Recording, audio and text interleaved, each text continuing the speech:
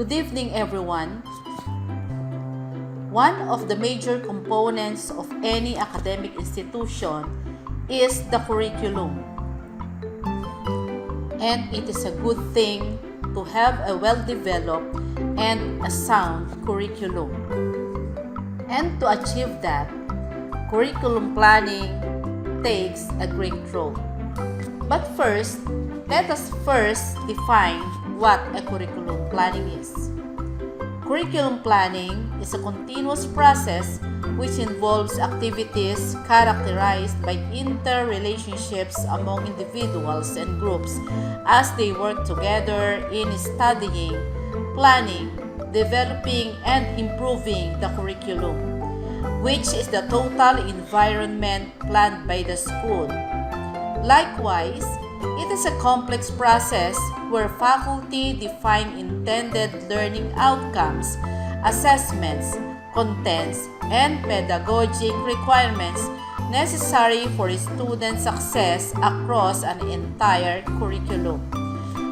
It is the process concerned with making decisions about what to learn, why, and how to organize the teaching and learning process, taking into account existing curriculum requirements and the resources available. At the general level, it often results in the definition of a broad curriculum framework as well as a syllabus for each subject to be used as reference by individual schools. At the school level, it involves developing course and assessment plans for different subjects. And at the classroom level, it involves developing more detailed plans for learning units, individual lessons, and lesson sequences. But how important a curriculum planning is? Curriculum planning aims to ensure that all students experience a quality education appropriate to their needs in a changing world. Its key focus is the enhancement of student learning. Planning helps to decide how and where to set priorities in the use of limited human and economic resources. Decide how to accomplish not only your short-range goals but also medium and long-range goals. Build on the strong and successful parts of the program, as well as to identify and improve the weak parts and reach agreement in the school community about what to do and how to do it. Planning is a very vital function of education which focuses on the development of the learners. The following are the relevant activities in planning. Number 1. Discussing common problems. People involved planning should sit down and talk the problems and issues that brought unsatisfactory experience or difficulties which may affect the welfare of the learners. Then making decisions. Decisions in overseeing and coordinating the work of teachers in conceptualizing curriculum forms the principal means for undertaking curriculum development. Letter C. Developing a functional philosophy. Philosophy is a set of principles that guides professional action through the events and issues teachers face daily. The philosophy is essential in order to give meaning to any curriculum development effort. Curriculum planners are forced to consider their values as pertaining to education. The decisions that affect the scope of curriculum will have an important impact on the structure and content of school programs. Next is studying learners and the environment.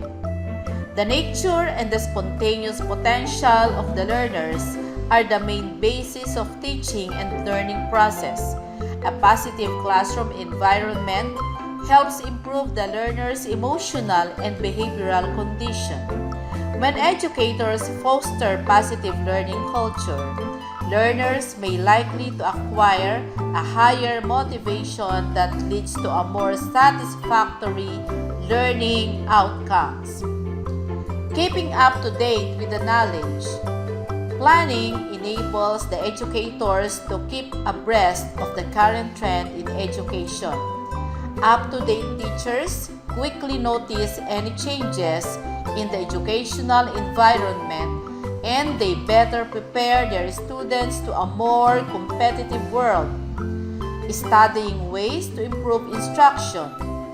It's very essential that method of instruction and strategies for teaching should be improved, considering that the 21st century learners are diverse and technology-driven.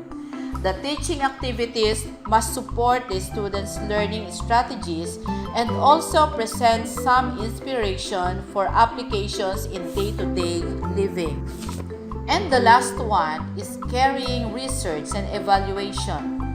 Research has different interpretations and meanings in relation to the development and implementation of standards or curricula guidelines.